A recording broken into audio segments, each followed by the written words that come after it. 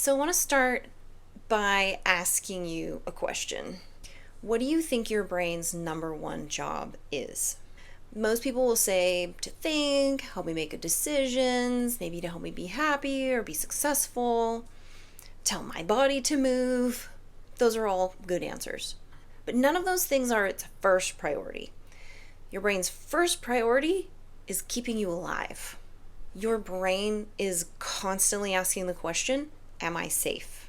It asks this question thousands of times throughout any given day.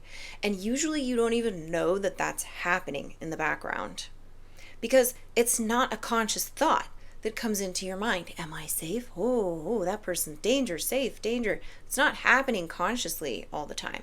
A lot of the time, this is happening on an unconscious level, which is where all of our pain and our trauma likes to swirl around and remind us of all the times we got hurt or almost got hurt or probably prevented ourselves from getting hurt. Your brain is constantly scanning your body, other people, your environment, facial expression, tone, past experiences, anything new that comes into your life, it's looking at with suspicion. Anything different that you've never seen before is categorized as risky a lot of the time. It's just constantly running in the background, evaluating the threat level of what's in your environment. And when your brain thinks it sees danger, everything else becomes secondary in importance. Prediction is one of the coolest things our brain does. Not only is it reacting to what's happening, but it's constantly trying to predict what might happen next. When you're driving and somebody pulls out in front of you, you're predicting that you're going to be late. You're predicting based on the kind of car, how fast that person may or may not drive. If you're walking downstairs and you're going too fast, your brain might predict, oh, we're not safe, we might fall. Better slow down and hold on to the handrail. Or maybe you're predicting that there's a bunch of germs on that handrail, so you're prioritizing going slower and being more intentional about the stairs so you don't have to touch the rail because you're anticipating illness. Maybe you're predicting the completion of other people's sentences. I've seen this happen in real time where sometimes people will watch your lips and try to finish the end of your sentence. They're trying to predict what you're going to say next, and that brings some sense of control and satisfaction and predictability to their lives if they can finish your sentence before you can. But prediction also has a downside, a pretty significant one actually.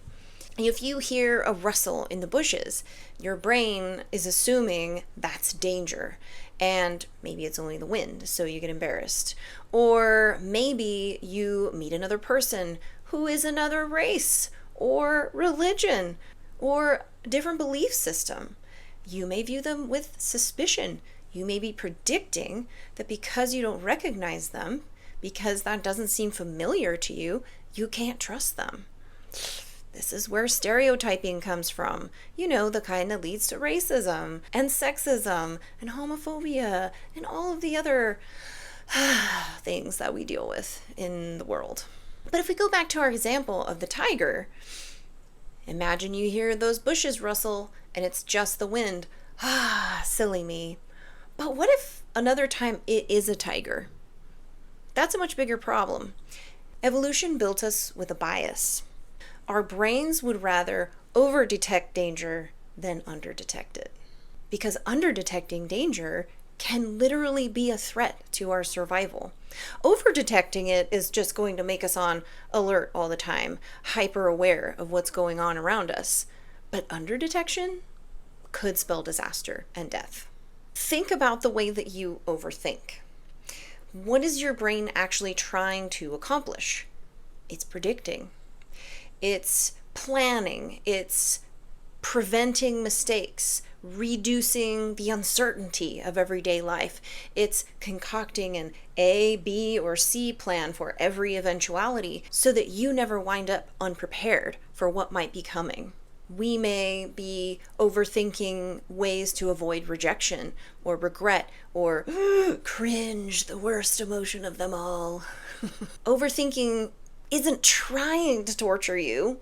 It might be, but it is trying to create predictability inside of your system.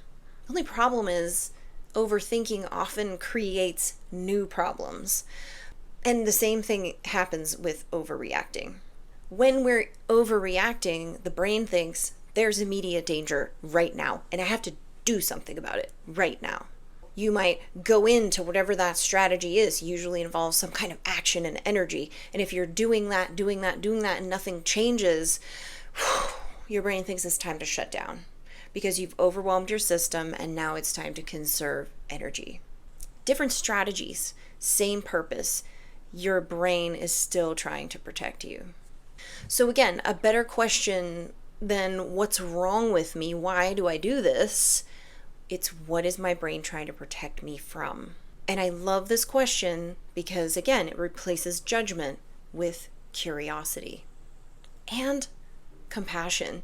Because when you recognize what you were going through that caused you to have to adapt this strategy, then you can hopefully hold some compassion for yourself at the time when you created it. And that helps you put down shame and all of the fear and self-judgment that comes along with that strategy.